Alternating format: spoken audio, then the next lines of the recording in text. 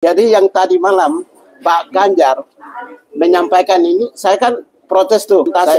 Baru Pak Ganjar melihat ke belakang. Kalau ada yang mau bantu, naik ke atas. Sesudah itu, pada saat break mau turun ke bawah, Pak Ganjar nunjuk-nunjuk ke saya. Setelah itu Pak Tuan Guru Bajang langsung juga dia marah saya. Indonesia itu sudah masuk, kekuatan militer Indonesia sudah masuk 15 besar top dunia dari 145 negara di dunia. Saya bukan owner, tapi saya pemilik masalah. Oh, pemilik masalah. Ya owner lah. Ya, jadi pemilik masalah karena saya sudah bertahun-tahun mendukung Pak Prabowo dan saya tidak pernah pindah. Jadi masalah Prabowo itu sama dengan masalah saya. Ketika Prabowo bertarung, ya saya juga ikut. Jadi begini, saya mau ingin khusus memberikan tanggapan terkait dengan penilaian dari Pak Ganjar Pranowo ya tadi malam. Saya kan menyaksikan dari dekat, Pak. Jadi terutama penilaian skor 5 ya terhadap Kementerian Pertahanan. Lalu yang berikut di titik terakhir Pak Ganjar membaca indeks-indeks penilaian tentang kekuatan militer Indonesia. Ya, ini Detikom. Detikom ini tidak bisa dibohongi. Detikom. Ya nanti kita lihat ya. Itu Detikom tanggal berapa, judulnya berapa ya? Nah, nanti tanggalnya bisa lihat. Tapi itu 2023 ya. Prabowo memimpin 4 tahun. Jadi ranking militer Indonesia meningkat masuk top 15 di dunia. Jadi ranking militer Indonesia itu meningkat top 15 di dunia. Itu 2023 ya. Dari berapa? Jadi berdasarkan perankingan di atas, Indonesia termasuk ke dalam top 15 kekuatan militer di dunia. Indonesia berada di ranking 13 dari 145 negara yang ada. Dengan skor 0,2221 dalam indeks GPP, Global Force Power, kalau nggak salah ya.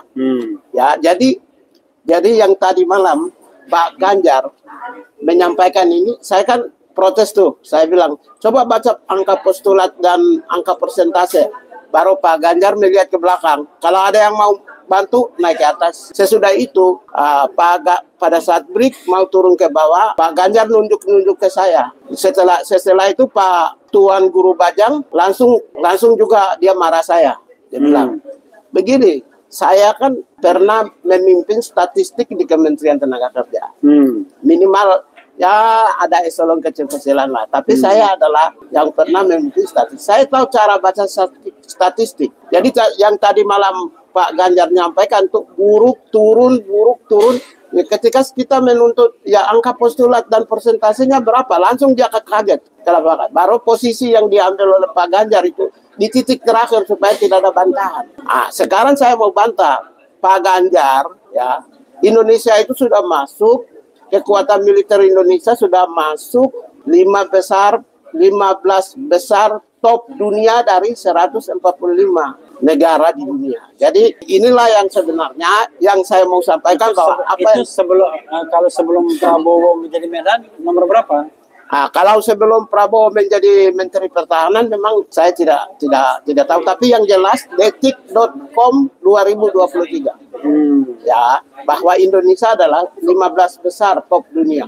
Yang sebelum Pak Prabowo menjadi Menteri Pertahanan belum tentu di bawah 13 menurut saya dan menurut pemahaman saya. Tapi bro, dengan jumlah penduduk nomor 4 di dunia setelah China, India, dan Amerika Serikat, ya, apakah nomor 13 tadi ya, itu terbilang hebat, ya, mengingat jumlah penduduk kita kan nomor 4 di dunia? Begini, perhitungannya itu bukan terhadap jumlah penduduk, ya, tapi harus terhadap ancaman. Contoh, wilayah perbatasan kita ini berbatasan dengan 13 musuh negara. Karena itu 13 musuh negara ini, yang pertama berbatasan, kita harus mempersiapkan kekuatan udara. Karena tidak ada negara yang tidak ada darat dan tidak memiliki matra yang lain. Misalnya ada wilayah tertentu yang memiliki hubungan darat. ancaman darat. Misalnya Malaysia dan Timor Leste. Ada wilayah tertentu yang memiliki hubungan laut. Karena itu kekuatan laut juga harus mempersiapkan. Itu adalah musuh-musuh. Itu dari sisi musuh ancaman langsung. Yang kedua, misalnya melalui jalur 13 ini terjadilah namanya penyelundupan barang, penyelundupan uang, barang, jasa, dan orang. Ya, smuggling, trafficking, dan penyelundupan narkotika. Wilayah-wilayah ini exit point dan entry point kejahatan. Oleh karena itulah perlu juga mempersiapkan kekuatan untuk membendung, karena itu mengancam keutuhan negara kita. Apa yang Pak Prabowo mempersiapkan dalam konteks pertahanan ini adalah ada simetris dan asimetris. Cara pandang yang tadi malam Pak Ganjar sampaikan itu kan lebih kepada cara pandang simetris. Pak Anies menyampaikan cara pandang asimetris. Pak Prabowo memiliki cara pandang dua-duanya, simetris dan asimetris. Misalnya dalam konteks asimetris, ancaman-ancaman non-fisik, seperti melalui cyber, ancaman cyber dan lain-lain, kan ancaman-ancaman non. Sementara Pak Ganjar lebih fokuskan pada mempersiapkan matra, kekuatan udara, laut, dan darat.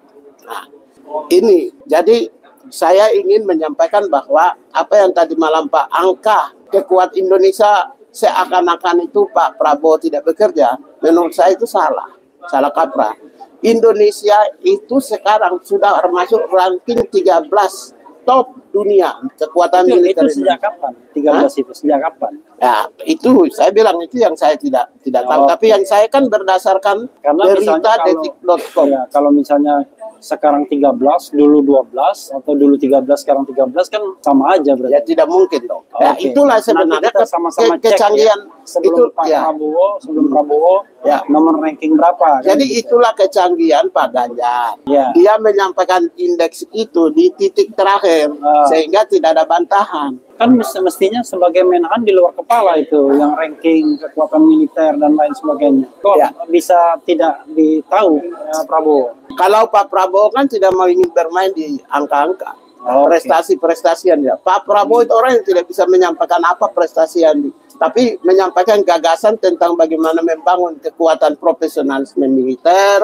kemudian mempersiapkan alat utama sistem persenjataan, memenuhi minimum essential force, mempersiapkan misalnya kekuatan ideologi, politik, nilai kebudayaan, dan nilai ekonomi termasuk sandan, pangan, dan papan sebagai salah satu sumber-sumber kekuatan militer, kekuatan pertahanan bangsa. Itu sebenarnya. Dia nggak bermain di menyampaikan saya berprestasi ini, saya berprestasi ini. Saya kira itu semua orang tahu lah bahwa selama Pak Prabowo memimpin Kementerian Pertahanan, kita kan kita bahagia. Ya kita akan lihat juga indeks happiness index dalam konteks pertahanan. Kalau dilihat, saya sendiri merasa berbahagia karena merasa nyaman.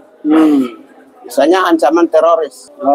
Closing statement biar saya kasih waktu sedikit. Ya, oleh karena itu menurut saya Pak Ganjar menyampaikan angka itu, indeks-indeks yang menurut dia, keyakinan dia adalah mungkin itulah itu penilaian beliau terhadap Kementerian Pertahanan.